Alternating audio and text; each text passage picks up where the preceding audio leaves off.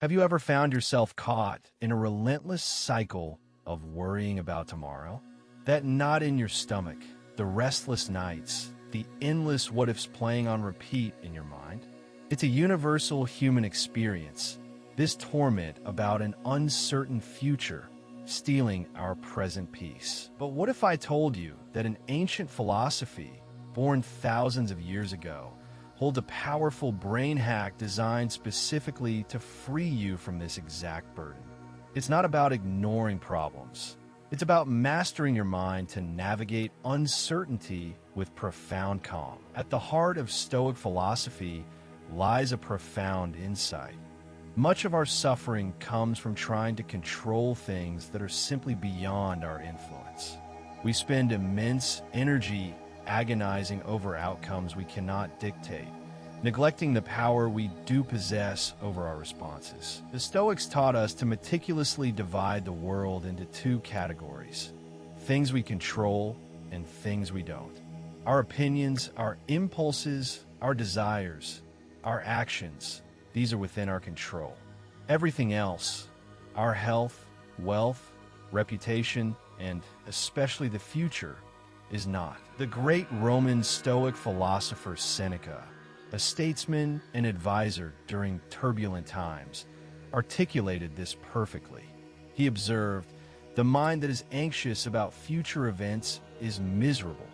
His words resonate across millennia because this truth is timeless. Seneca understood that focusing on the future, particularly aspects outside our control, is a recipe for unhappiness. It's a voluntary self-inflicted misery where our thoughts trap us in a speculative prison of what-if scenarios that haven't even materialized. Think about it. When you worry about the economy, a potential layoff, or a loved one's health, are you actually changing the outcome? No. You are simply consuming your precious mental energy, creating suffering in the present moment over an imagined future. The Stoic lesson here is not to be apathetic, but to channel your energy wisely. Direct your efforts toward what you can control, your preparation, your effort, your attitude, and accept with equanimity what you cannot. This is the first step to freedom. Let's delve deeper into why our minds inflict this misery upon us. It's rarely the actual event that causes us distress, but rather our interpretation and anticipation of it. Our powerful imagination, a gift, often becomes a weapon against ourselves. The Stoic philosopher Epictetus, born a slave and later a respected teacher, observed this psychological phenomenon with piercing clarity.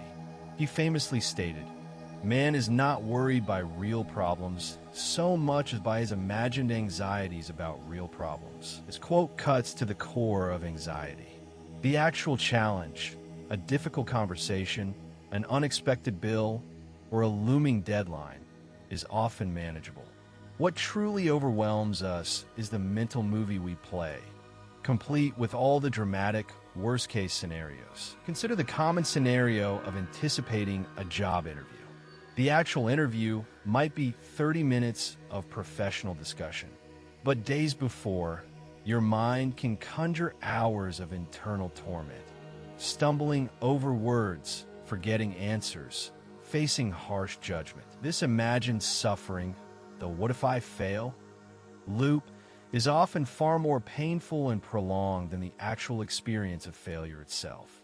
Our predictive brains, meant to keep us safe, often become overzealous, creating threats where none yet exist or exaggerating minor ones. Epictetus reminds us that we are not passive victims of circumstances, but of our judgments about those circumstances. It is our opinion of what might happen, our emotional reaction to an imagined future, that truly causes our distress. The power to change this lies within you. So, if the future is uncertain and our imaginations are prone to exaggerate, what's the practical Stoic solution? It's not to ignore potential problems, but to face them intellectually, dispassionately, and then free yourself from their grip. This leads us to a crucial technique known as premeditation malorum, or the premeditation of adversity. It sounds negative, but it is, in fact, a powerful anxiety reduction tool. It means contemplating potential difficulties, but doing so deliberately and constructively. Seneca, understanding the human tendency to suffer unnecessarily, provided the definitive guidance. He suffers more than necessary, who suffers before it is necessary. This isn't an invitation to dwell on the worst. It's an invitation to mentally inoculate yourself. Here's how to apply it. If you're worried about an upcoming presentation, instead of just spiraling, intentionally consider the realistic worst outcome. What if you stumble on words? What if a question stumps you? What if the audience is disengaged? Once you've identified these, ask, can I survive this? What can I do to mitigate it?